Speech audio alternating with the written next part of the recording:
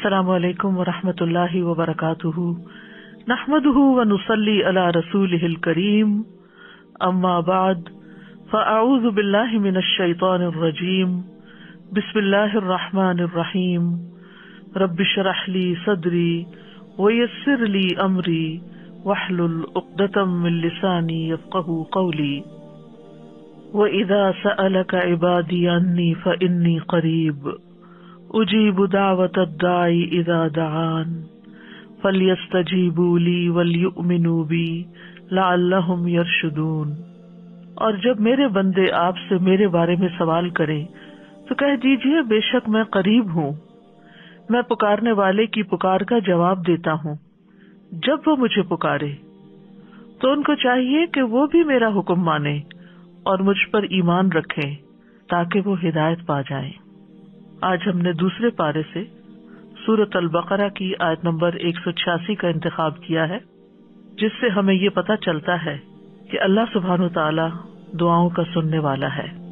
اگر انسان اپنی حقیقت پر غور کرے تو ہم سب یہ بات جانتے ہیں کہ اپنی فطرت کے اعتبار سے انسان کمزور ہے، اور وہ کمزور پیدا کیا گیا ہے۔ خلق الانسان ضعیفا، انسان کمزور پیدا کیا گیا ہے، اور کمزور کو ہمیشہ سہارے کی ضرورت ہوتی ہے۔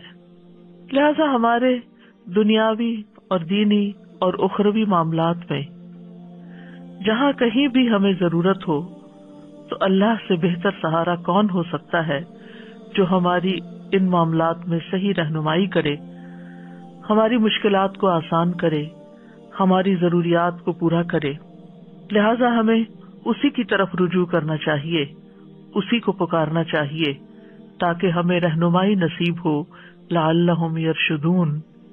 انسان کوئی بھی ہو، امیر ہو، غریب ہو، بادشاہ ہو، فقیر ہو، مرد ہو، عورت ہو، بچہ ہو، بوڑھا ہو، جوان ہو، دنیا میں کتنے بھی کارنامے کر چکا ہو، لیکن وہ سب اللہ کے محتاج ہیں۔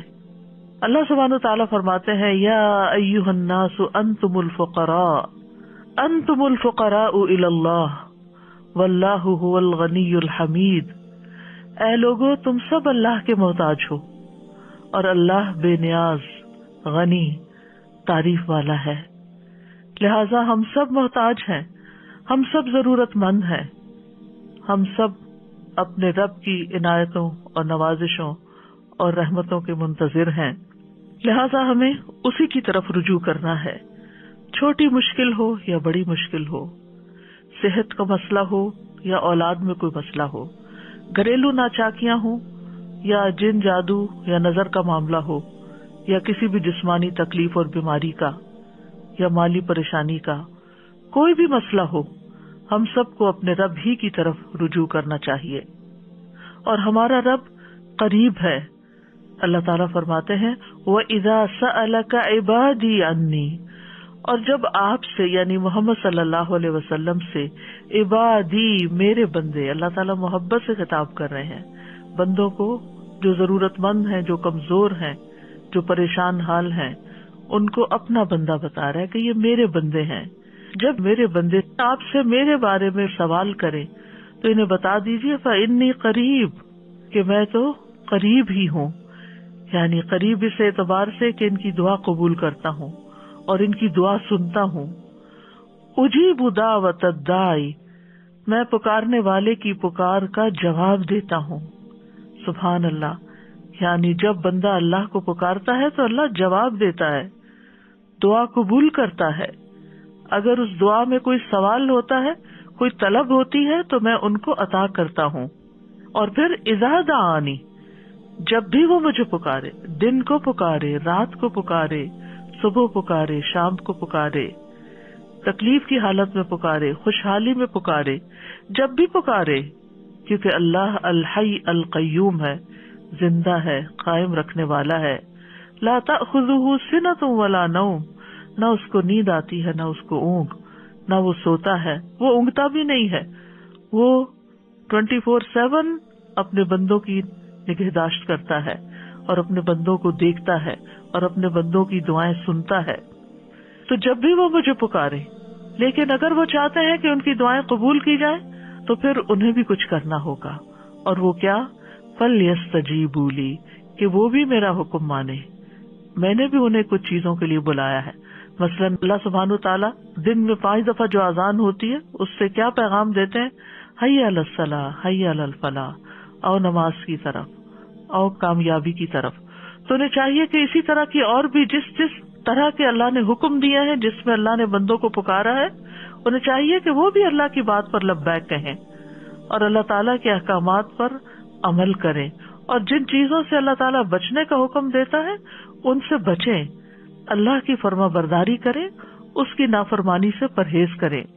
وَلْيُؤْمِنُوا بِي، اور انہیں چاہیے کہ وہ اس بات پر ایمان لائیں کہ اگر وہ میری فرما برداری کریں گے تو میں انہیں ثواب دوں گا. انہیں اعتماد کرنا چاہیے، ان کا ایمان ہونا چاہیے، انہیں امید رکھنی چاہیے، انہیں میرے آگے عاجزی کرنی چاہیے. اگر وہ ایسا کریں گے تو میں ان کی دعا قبول کر لوں گا. لعلہم یرشدون، تاکہ وہ راہ پا جائیں، تاکہ انہیں ہدایت مل جائے. یعنی کس معاملے میں ہدایت؟ جس معاملے میں انہوں نے دعا کی، چاہے وہ دعائے عبادت ہو، دعائے سوال ہو، دعائے استخارہ ہو. جب بندہ اللہ سبحانہ تعالیٰ کی شرائط کو پورا کر دیتا ہے تو پھر انسان حق کو پا لیتا ہے. اللہ تعالیٰ اس کو نیک عمل کی توفیق دیتے ہیں، اس کو وہ راہیں دکھا دیتے ہیں جن راہوں سے اس کے مسائل حل ہو جاتے ہیں. لہذا انسان کو ہر حال میں سچے دل سے، حضوری قلب کے ساتھ، مخلص ہو کر، یقین کے ساتھ، رغبت کے ساتھ، رہبت کے ساتھ، یعنی اس سے ڈرتے ہوئے اس سے آہوزاری کرنی چاہیے اور اس سے رہنمائی حاصل کرنی چاہیے. اور جسے دعا کرنے کی توفیق مل جائے تو گویا اس کے لیے قبولیت بھی ہو گئی. اللہ سبحانہ وتعالیٰ فرماتے ہیں وَقَالَ رَبُّكُمُ ادْعُونِي أَسْتَجِبْ لَكُمْ، تمہارا رب کہتا ہے کہ مجھے پکارو، میں تمہاری دعا قبول کروں گا. اور خاص طور پر اب رمضان کا مہینہ آ رہا ہے اور اس مہینے میں مومن کی دعاؤں کی قبولیت کی امید کی جاتی ہے، کیونکہ رمضان میں انسان کھانا پینا اور اپنی دیگر خواہشات کو چھوڑ دیتا ہے جن کے پورا کرنے سے روکا گیا ہے. تو ایسے میں جب جسم کمزور پڑتا ہے، جسم کے تقاضے کم ہوتے ہیں، تو پھر انسان کی روح اسٹرانگ ہو جاتی، اس کی اسپرچل نیڈ بڑھ جاتی ہے. اس حال میں انسان کے اندر وہ روحانی قوت پیدا ہو جاتی ہے کہ عبادت میں، دعا میں، اللہ تعالیٰ کی طرف دھیان کرنے میں اس کا دل زیادہ لگتا ہے. اور جب اس حال میں انسان دعا کرتا ہے تو وہ دعا زیادہ سنی جاتی ہے، کیونکہ واقعی وہ مانگ رہا ہوتا ہے، اللہ کا ذکر کر رہا ہوتا ہے، اللہ کی طرف حقیقی معنوں میں رجوع کر رہا ہوتا ہے. ورنہ عام دنوں میں تو انسان ہر وقت کھانے پینے میں اور دیگر خواہشات کے پورا کرنے کے بارے میں سوچتا رہتا ہے. اسی طرح عبادت کا کوئی بھی جو عمل ہوتا ہے، خواہ روزہ ہو یا نماز ہو یا تلاوت قرآن ہو، ان سب کے کرنے سے ہماری روح اسٹرانگ ہوتی، یعنی ہماری اسپرچل سائڈ جو ہے اس کو اسٹرینتھ ملتی ہے. لہذا نماز کے بعد دعا قبول ہوتی ہے، قرآن کی قرات کے بعد دعا قبول ہوتی ہے، اور سب سے زیادہ قریب تو انسان سجدے کی حالت میں ہوتا ہے. اور جب سجدے کی حالت میں ہوتا ہے تو دعا کرتا ہے تو وہ دعا اور بھی زیادہ قبول ہوتی ہے. یعنی انسان دل کے ساتھ اور عاجزی کے ساتھ اور سجدے میں پڑھ کے اللہ کے قریب ہوتا ہے. تو جب انسان دعا کرتا ہے تو اللہ تعالیٰ قریب ہے، انسان اللہ کو پکارتا ہے تو اللہ اس کے قریب ہوتا ہے، اور سجدے میں اور زیادہ قریب ہوتا ہے تو قبولیت کے چانسز بھی اور زیادہ بڑھ جاتے ہیں. دنیا میں کوئی بھی اور ایسا نہیں، بڑے سے بڑا بادشاہ بھی، کہ جو بندوں کے حال سے واقف ہو، جس کے پاس اتنے اختیارات ہوں، جس کے پاس اتنی قابلیت ہو، اتنا کچھ ہو کہ وہ بندوں کی ساری ضروریات پوری کر سکے، وہ تو اپنی تکلیف بھی دور کرنے پہ قادر نہیں ہوتے. اللہ کو دنیاوی بادشاہوں سے مثال نہیں دی جا سکتی. وَلِلَّهِ الْمَثَلُ الْأَعْلَى، کیونکہ حقیقی بادشاہ تو اللہ ہی ہے، باقی خواہ کوئی بادشاہ ہو یا فقیر ہو، وہ سب اس کے بندے ہیں. لہذا ہمیں اللہ کے قرب کو محسوس کرتے ہوئے اللہ سبحانہ تعالیٰ سے دعا کرنی چاہیے، اور اللہ سبحانہ تعالیٰ کا قرب اس کے محسن بندوں کو حاصل ہوتا ہے. قرآن مجید میں آتا ہے ان رحمت اللہ قریب من المحسنین، سورۃ الاعراف 56، بے شک اللہ کی رحمت نیکی کرنے والوں کے قریب ہے. لہذا نیکی کا کوئی بھی جو کام آپ کرتے ہیں اس کے بعد دعا کریں، چاہے آپ صدقہ خیرات کریں، چاہے آپ ذکر اذکار کریں، درود شریف پڑھیں۔ درود شریف تو خود ایک مکمل دعا ہے، اگر انسان کوئی بھی اور دعا نہ مانگے، صرف درود شریف ہی پڑھتا رہے تو اس کی ساری حاجات پوری ہو جاتی ہیں۔ اور خاص طور پر جب بندہ اللہ کو پکارتا ہے تو اللہ بندے کے قریب ہوتا ہے۔ ابو موسیٰ اشعری کہتے ہیں کہ ہم ایک سفر میں رسول اللہ صلی اللہ علیہ وسلم کے ساتھ تھے، جب ہم کسی وادی میں اترتے تو لا الہ الا اللہ اور اللہ اکبر کہتے اور ہماری آوازیں بلند ہو جاتی، تو نبی صلی اللہ علیہ وسلم نے فرمایا، اے لوگوں اپنی جانوں پر رحم کرو، کیونکہ تم کسی بہرے یا غائب کو نہیں پکار رہے، وہ تو تمہارے ساتھ ہی ہے، بے شک وہ سننے والا اور تم سے بہت قریب ہے، اس کا نام برکتوں والا ہے اور اس کی عظمت بہت ہی بڑی ہے۔ لہذا ایسے رب کو پکار کر کبھی کوئی مایوس ہو سکتا ہے؟ زکریا علیہ السلام نے کہا تھا کہ وَلَمْ أَكُنْ بِدُعَائِكَ رَبِّ شَقِيًّا، کہ تجھ سے دعا مانگ کے تو اے رب میں کبھی نامراد ہوا ہی نہیں، میری تو ساری ہی قبول ہوئی۔ اور یہ حقیقت ہے کہ جب بندہ دعا کرتا ہے تو دعا قبول ہوتی ہے، چاہے وہ نیک ہو، اس کو مانتا ہو یا نہ مانتا ہو، وہ ہر ایک کی سنتا ہے۔ اور پھر وہ کس شکل میں قبول ہوتی، یا تو اس کو وہی چیز مل جاتی ہے جو اس نے مانگی ہوتی ہے، یا پھر اس جیسی کوئی تکلیف دور کر دی جاتی ہے، یعنی اس درجے کی، اور یا پھر قیامت کے دن کے لیے محفوظ کر دی جاتی ہے۔ اور وہاں جا کر تو بندہ یہ چاہے گا کہ کاش دنیا میں اس کی کوئی بھی دعا قبول نہ ہوتی اور آج ساری دعائیں حسنات کی شکل میں میزان کو بھاری کرنے والی بن جاتی۔ یاد رکھیے کہ جتنے خلوص کے ساتھ بندہ دعا کرتا ہے اتنی ہی تیزی کے ساتھ دعا اوپر اٹھتی ہے اور اتنی ہی تیزی کے ساتھ اللہ کی بارگاہ میں پہنچتی ہے۔ نبی صلی اللہ علیہ وسلم نے فرمایا، جس نے لا الہ الا اللہ وحدہ لا شریک لہ لہ الملک ولہ الحمد وہو علی کل شیء قدیر، اپنے دل سے خالص ہو کر زبان سے اس کی تصدیق کرتے ہوئے کہا تو اس کے لیے آسمان کے دروازے کھول دیے جاتے ہیں، حتیٰ کہ اللہ تعالیٰ زمین میں اس کے کہنے والے کی طرف دیکھتا ہے۔ جس کی طرف اللہ نے دیکھ لیا اس بندے کا یہ حق ہے کہ اس کا مطالبہ اس کو عطا کر دے۔ لہذا کمی ہمارے اندر ہوتی، ہمیں دعا کرنے کا ڈھنگ نہیں آتا، ہمیں مانگنا نہیں آتا، ہم پورے یقین سے نہیں مانگتے، ہمارے اندر وہ خلوص نہیں ہوتا، لہذا قبولیت بھی اس درجے کی نہیں ہوتی۔ یاد رکھیے تمام مخلوق اللہ سے مانگتی ہے اور اللہ سبحانہ تعالی ہر دن ایک نئی شان میں ہوتا ہے۔ سورۃ الرحمن میں اللہ تعالیٰ فرماتے ہیں، یسألہ من فی السماوات والارض کل یوم ھو فی شأن، اسی سے مانگ رہے ہیں جو کوئی آسمانوں اور زمین میں ہے، ہر دن وہ ایک نئی شان میں، یعنی ایک دن اگر ایک دعا قبول نہیں ہوئی تو اگلے دن پھر مانگ لی جائے، پھر مانگ لی جائے، کیونکہ ہمارا رب قریب ہے، مجیب ہے۔ وقال ربکم ادعونی استجب لکم ان الذین یستکبرون عن عبادتی سیدخلون جہنم داخرین، اور تمہارے رب نے فرمایا مجھے پکارو میں تمہاری دعا قبول کروں گا، بے شک وہ لوگ جو میری عبادت سے تکبر کرتے ہیں ان قریب ذلیل ہو کر جہنم میں داخل ہوں گے۔ تو یہاں دعا کو عبادت کہا گیا ہے، اگرچہ ہماری ضرورت ہوتی ہے تو ہم اللہ کو پکارتے ہیں، لیکن یہ پکارنا بھی ایک عبادت بن جاتا ہے اور اس پر بھی انسان اجر پاتا ہے۔ اور یاد رکھیے وہ بہترین قبولیت بخشنے والا ہے۔ قرآن و حدیث میں دعاؤں کی قبولیت کی بے شمار مثالیں ملتی ہیں کہ ہمارا رب ناممکن کو ممکن بنا دینے والا ہے۔ ہم دیکھتے ہیں کہ نوح علیہ السلام نے اللہ تعالیٰ کو پکارا تو اللہ تعالیٰ نے ان کی دعا قبول کر لی۔ وَلَقَدْ نَادَانَا نُوحٌ فَلَنِعْمَ الْمُجِيبُونَ، سورۃ الصافات میں آتا ہے، اور بلا شبہ نوح نے ہمیں پکارا تو یقیناً ہم کتنے اچھے قبول کرنے والے، یعنی ان کی دعا ہم نے قبول کر لی۔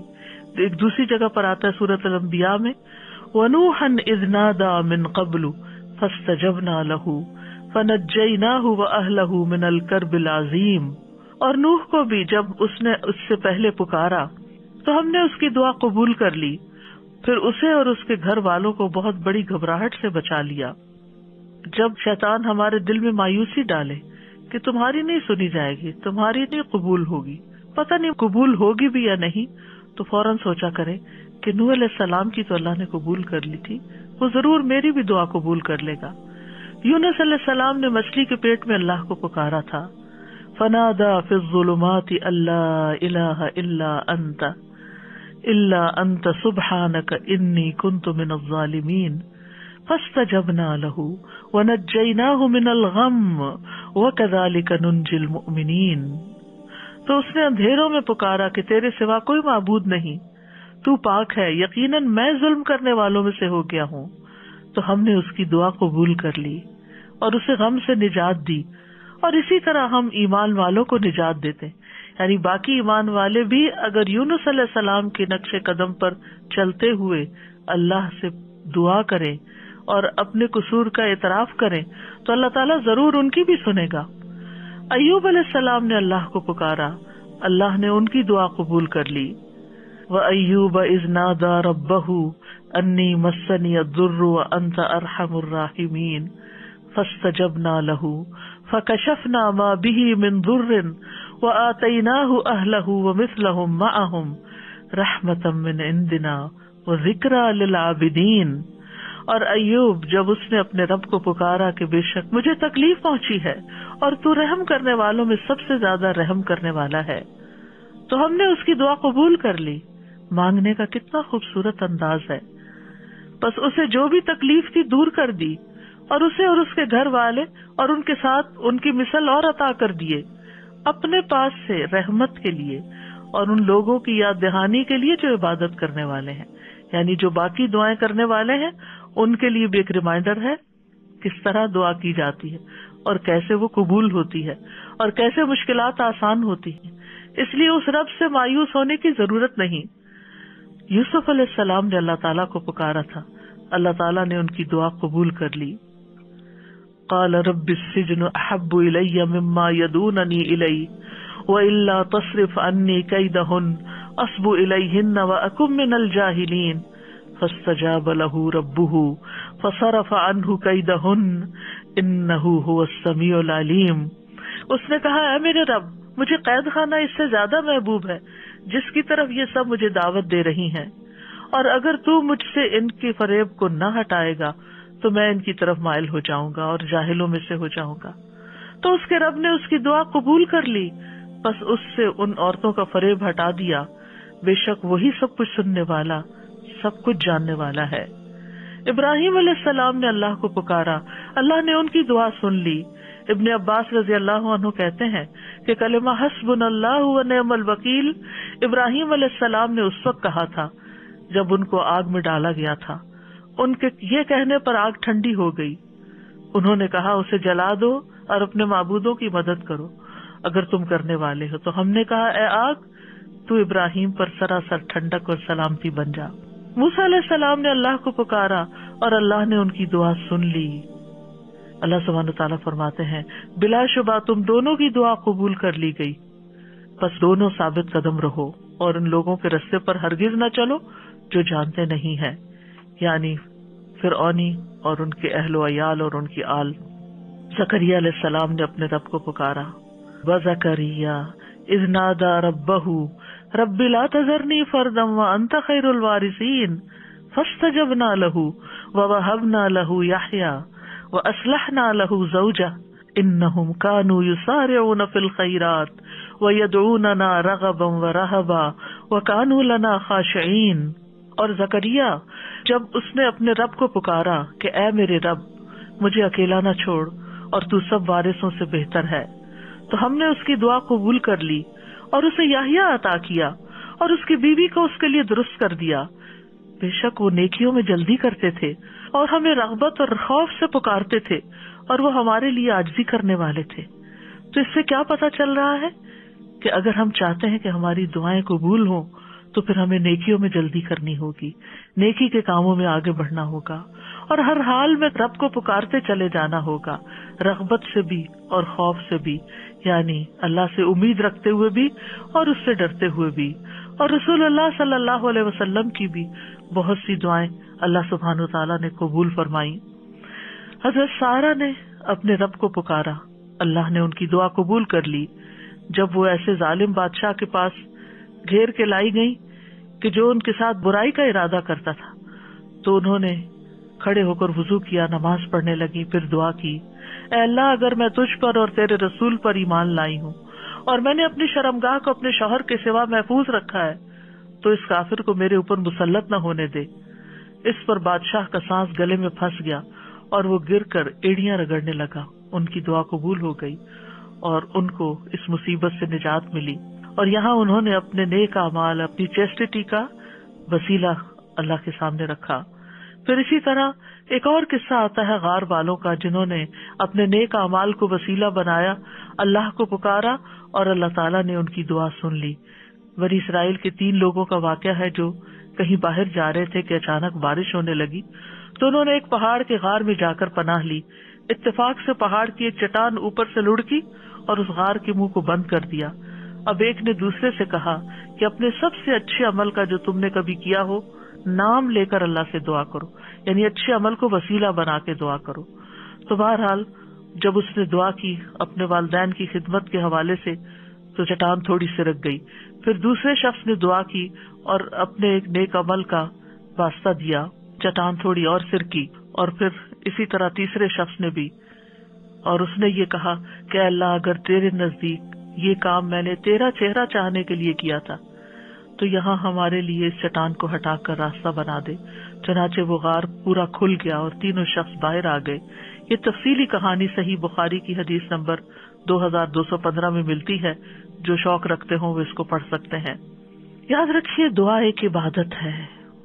نبی صلی اللہ علیہ وسلم نے فرمایا الدعاء هو العبادہ، اسی لیے ہم دن میں کئی بار سورۃ الفاتحہ نماز میں جب پڑھتے ہیں تو ایاک نعبد و ایاک نستعین ساتھ ساتھ پڑھتے ہیں کہ صرف تیری عبادت ہم کرتے ہیں اور صرف تجھی سے ہم مدد چاہتے ہیں۔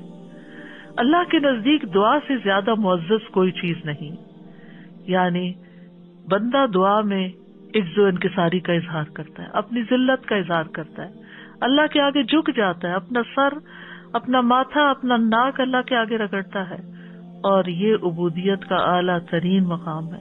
یہ بندے کے لیے سب سے بلند مقام ہے جس میں وہ اپنے رب کے آگے جھکتا ہے اور اپنے رب سے مانگتا ہے تو رب اس کو عزت بخشتا ہے۔ جو بندہ اللہ کے آگے ہاتھ پھیلاتا ہے تو اللہ سبحانہ و تعالیٰ اس کے ہاتھوں میں ضرور خیر ڈالتے ہیں۔ حدیث میں آتا ہے رسول اللہ صلی اللہ علیہ وسلم نے فرمایا بے شک اللہ بڑا رحیم ہے اور بڑے کرم والا ہے، اس کو اس بات سے شرم آتی ہے کہ اس کا کوئی بندہ اس کے آگے اپنے دونوں ہاتھ پھیلائے اور وہ ان دونوں میں کوئی خیر نہ ڈالے۔ جو مسلمان بھی اپنی حاجت اللہ کے آگے رکھ دے اللہ اسے ضرور نوازتا ہے۔ آپ صلی اللہ علیہ وسلم نے فرمایا، مسند احمد کی روایت ہے، جو مسلمان اپنا چہرہ اللہ عز و جل کے سامنے گاڑ کر کسی چیز کا سوال کرتا ہے اللہ اسے وہ چیز ضرور عطا فرماتا ہے، خواہ جلدی عطا فرمائے یا اس کے لیے ذخیرہ کر کے رکھ دے۔ لہٰذا ہمیں خاص طور پر قبولیت کے اوقات میں اللہ تعالیٰ سے دعا مانگتے رہنا چاہیے۔ اللہ تعالیٰ خود بندے کو پکارتے ہیں۔ جب رات کا ایک تہائی حصہ بچتا ہے تو اللہ تعالیٰ آسمان دنیا پہ نزول فرماتے ہیں اور فرماتے ہیں کون ہے جو مجھ سے دعا کرے تو میں اس کی دعا قبول کر لوں، کون ہے جو مجھ سے بخشش طلب کرے تو میں اسے بخش دوں۔ اب رمضان میں سحری کے وقت تو اٹھنا ہی ہوتا ہے، یہ وہی وقت ہوتا ہے جو دعاؤں کی قبولیت کا اور خصوصاً استغفار بخشش کی دعا مانگنے کا ہوتا ہے۔ وَبِالْأَسْحَارِ هُمْ يَسْتَغْفِرُونَ، اور سحری کے وقت وہ استغفار کرتے ہیں۔ پھر فرمایا کون ہے جو مجھ سے رزق طلب کرے کہ میں اسے رزق عطا کر دوں۔ تو جو لوگ اپنے رزق کے لیے پریشان ہیں، خاص طور پر ان حالات میں، آج کل کے دنوں میں کورونا کی وجہ سے جب لوگوں کے اوپر ایک خاص تنگی آئی ہوئی ہے، مشکل آئی ہوئی ہے ہر طرح کے معاملات میں، خصوصاً رزق کے معاملے میں، تو اس میں بندہ اپنے رب سے رزق مانگے۔ اور رمضان کا مہینہ ایسا مہینہ ہے کہ جس میں اپنی ساری حاجتیں اپنے رب کے سامنے رکھنے کا ایک بہترین موقع ہے۔ آپ کم از کم 30 ایسی دعائیں لکھ کے رکھ لیں کہ جو آپ نے اپنے رب سے مانگنی ہے۔ اگر وقت تھوڑا بھی ہو تو ہر روز کے لیے ایک دعا خوب عاجزی اور انکساری کے ساتھ سحری کے وقت مانگے۔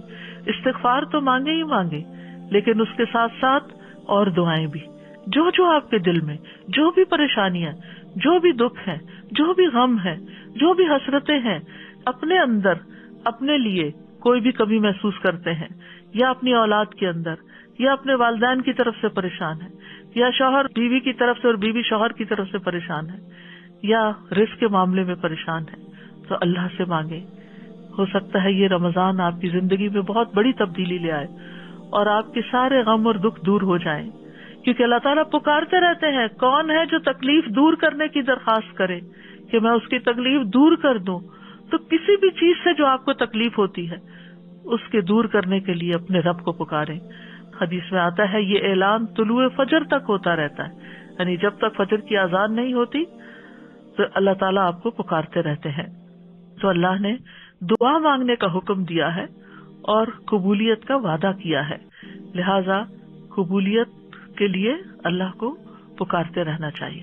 کیونکہ شیطان انسان کے دل میں وسوسہ ڈالتا ہے تم تو بہت گناہگار ہو، تمہاری کہاں سنی جائے گی. یاد رکھیے اللہ تعالیٰ گناہگاروں کی بھی سنتا ہے. حدیث میں آتا ہے مظلوم کی دعا قبول کی جاتی ہے اگرچہ وہ گناہگار ہو، بس اس کا گناہ اس کے نفس پر ہے. سفیان بن عیینہ کہتے ہیں کہ دعا کرنے کو ترک نہ کرو، کسی بھی حال میں، بڑے سے بڑا جرم کیا، بڑے سے بڑا قصور کیا، لیکن اللہ سے مایوس نہ ہو. وہ کہتے ہیں اور تم اپنے نفسوں کے بارے میں جو کچھ جانتے ہو وہ چیز تمہیں دعا مانگنے سے نہ روکے، کیونکہ بلیل انسان علی نفسہ بصیرہ، انسان اپنے بارے میں اپنے آپ کو خوب جانتا ہے، خوب آگاہ ہے. بس اللہ نے تو ابلیس کی بھی دعا قبول فرمائی، حالانکہ وہ تمام مخلوقات سے بدتر ہے. اس نے کہا تھا قال انظرنی الی یوم یبعثون، کہ مجھے اس دن تک مہلت دے رب جب یہ سب اٹھائے جائیں گے. تو اللہ تعالیٰ نے اس کی دعا قبول کر لی اور اس کو مہلت دے دی. لیکن وہ اپنے سے مانگنے والوں سے محبت رکھتا ہے، اس کو پسند کرتا ہے. سفیان ثوری کہا کرتے تھے اے وہ ذات جس کو اپنے تمام بندوں میں سے وہ انسان سب سے زیادہ محبوب ہے جو اس سے مانگے تو کثرت سے اس سے سوال کرے، زیادہ مانگے، انسسٹ کرے، مانگتا چلا جائے، بار بار مانگے. اے وہ ذات جس کو اپنے تمام بندوں میں وہ انسان سب سے زیادہ ناپسند ہے جو اس سے نہ مانگے، اور تیرے سوا کوئی بھی ایسا نہیں ہے میرے رب، یہ تو ہی ہے کہ جو مانگنے والے سے محبت کرتا ہے، ورنہ مخلوق تو مانگنے والوں سے نفرت کرتی ہے. اور اس کے برعکس اگر کوئی تجھ سے نہ مانگے تو اس کو ناپسند کرتا ہے. یاد رکھیے ہر چیز اللہ سے مانگیے، چھوٹی سے چھوٹی چیز اور بڑی سے بڑی چیز. بندہ جب بندوں سے مانگتا ہے تو ان کی نگاہوں میں چھوٹا ہو جاتا ہے، لیکن بندہ جب رب سے مانگتا ہے تو رب کی نگاہ میں بڑا ہو جاتا ہے، معزز ہو جاتا ہے. ابو ذر غفاری رضی اللہ عنہ روایت کرتے ہیں کہ نبی صلی اللہ علیہ وسلم اپنے رب تبارک و تعالی سے روایت کرتے ہیں کہ بے شک اللہ تعالیٰ فرماتا ہے اے میرے بندو تم سب گمراہ ہو سوائے اس کے جسے میں ہدایت دوں، بس تم مجھ سے ہدایت مانگو میں تمہیں ہدایت دوں گا. اے میرے بندو تم سب بھوکے ہو سوائے اس کے کہ جسے میں کھلاؤں، تو تم مجھ سے کھانا مانگو میں تمہیں کھانا کھلاؤں گا. اے میرے بندو تم سب برہنہ ہو سوائے اس کے جسے میں لباس پہناؤں، تو تم مجھ سے لباس مانگو میں تمہیں لباس پہناؤں گا. اے میرے بندو تم سب دن رات گناہ کرتے ہو اور میں سارے گناہوں کو بخشتا ہوں، تو تم مجھ سے بخشش مانگو میں تمہیں بخش دوں گا. اے میرے بندو اگر تمہارے اولین و آخرین اور جن و انس ایک صاف چٹیل میدان میں کھڑے ہو کر مجھ سے مانگنے لگے اور میں ہر ایک کو جو کچھ وہ مجھ سے مانگے عطا کر دوں، تو پھر بھی میرے خزانوں میں کوئی کمی نہیں ہوگی مگر جتنی سمندر میں سوئی ڈال کر نکالنے سے پانی میں کمی آتی ہے، گویا کچھ بھی کمی نہیں. لہذا ہمیں اللہ سے ہدایت بھی مانگنی، اللہ سے کھانا بھی مانگنا ہے، لباس بھی مانگنا ہے، گناہوں کی بخشش بھی مانگنی، اور وہ سب کچھ مانگنا ہے جو ہماری ضرورت ہے. دعا بہترین دوا بھی ہے. ابن قیم کہتے ہیں دعا سب دواؤں سے زیادہ نفع بخش ہے، سب دواؤں سے زیادہ. یعنی آپ دوا کھا بھی لیں لیکن اگر اس کے ساتھ آپ دعا کریں گے تو دعا کی وجہ سے وہ دوا بھی زیادہ بہتر کام کرے گی.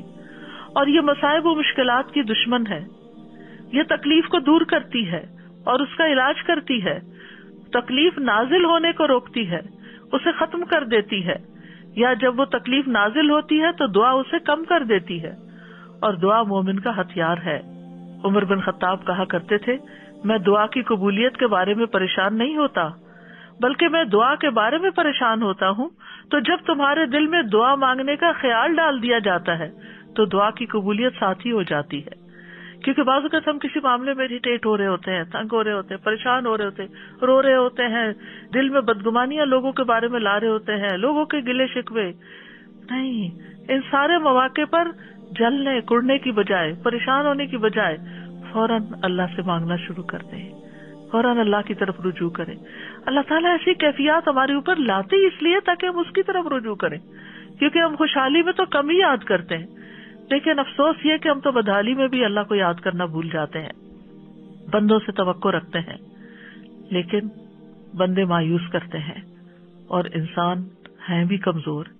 ہم سب محتاج ہیں اللہ کے، دینے والا تو وہی ہے، لہذا اس سے مانگے، وہ اللہ اپنے بندوں کے دل میں آپ کی مدد کا خیال ڈال دے گا. پھر یاد رکھیے کہ دعا صرف ایک دفعہ مانگ کے یہ نہیں کہنا چاہیے کہ میری تو قبول نہیں ہوئی، تکرار سے مانگتے چلے جائیں. ابو درداء کہا کرتے تھے کہ دعا مانگنے میں زور صرف کرو، زور لگاؤ، کیونکہ جو کثرت سے دروازہ کھٹکھٹاتا ہے قریب ہے کہ اس کے لیے دروازہ کھول دیا جائے، اور جو اللہ سے نہیں مانگتا اللہ اس سے ناراض ہو جاتا ہے. اور یاد رکھیے دعا مانگ کے مایوس بھی نہیں ہونا چاہیے، کیونکہ اللہ کی رحمت سے مایوسی کبیرہ گناہوں میں شامل ہے، اور بندوں کی مایوسی پہ رب مسکراتا ہے. نبی صلی اللہ علیہ وسلم نے فرمایا ہمارا رب اپنے بندوں کی مایوسی پر ہنستا ہے، حالانکہ حالات کی تبدیلی قریب ہوتی ہے. ابو رزین نے عرض کیا اے اللہ کے رسول کیا رب بھی ہنستا ہے؟ آپ نے فرمایا ہاں.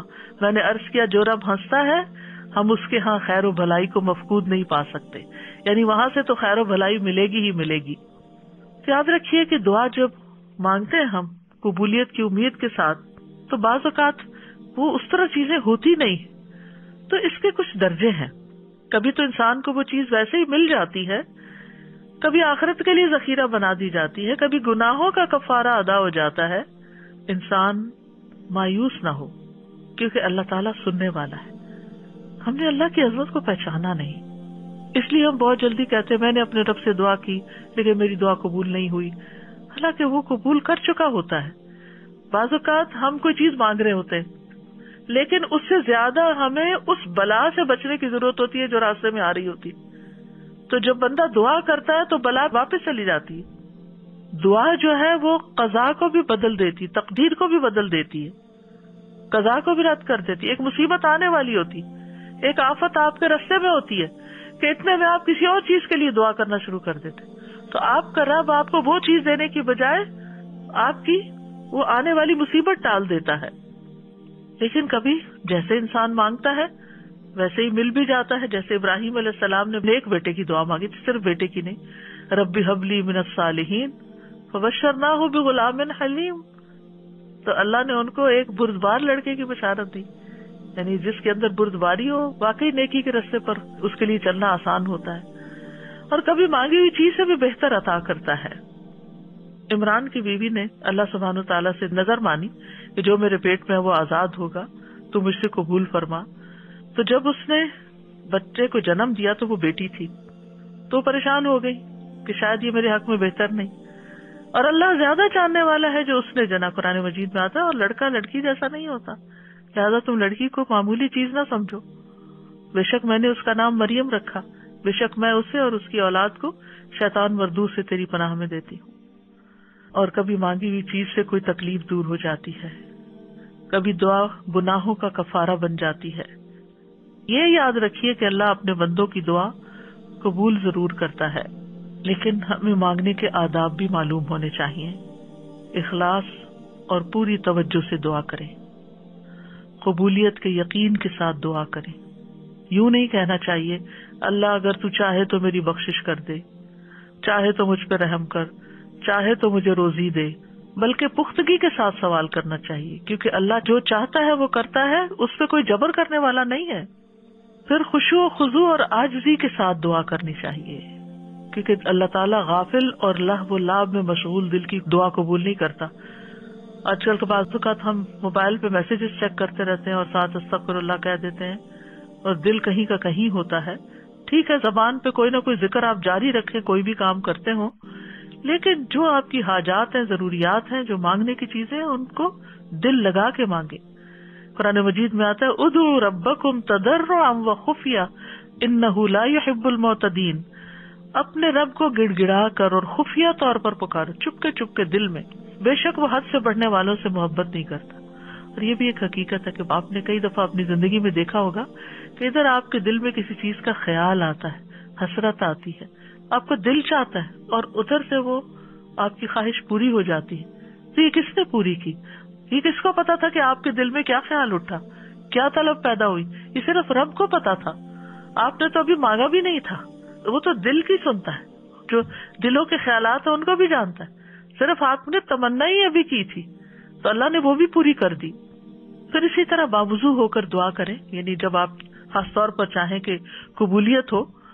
اس کے بارے میں آتا ہے کہ ابو عامر رضی اللہ عنہ جب شہید ہوئے تو ابو موسیٰ اشعری رضی اللہ عنہ نے آ کر نبی صلی اللہ علیہ وسلم کو خبر دی اور کہا کہ ابو عامر نے کہا تھا کہ آپ صلی اللہ علیہ وسلم سے کہنا کہ میرے لیے استغفار کریں.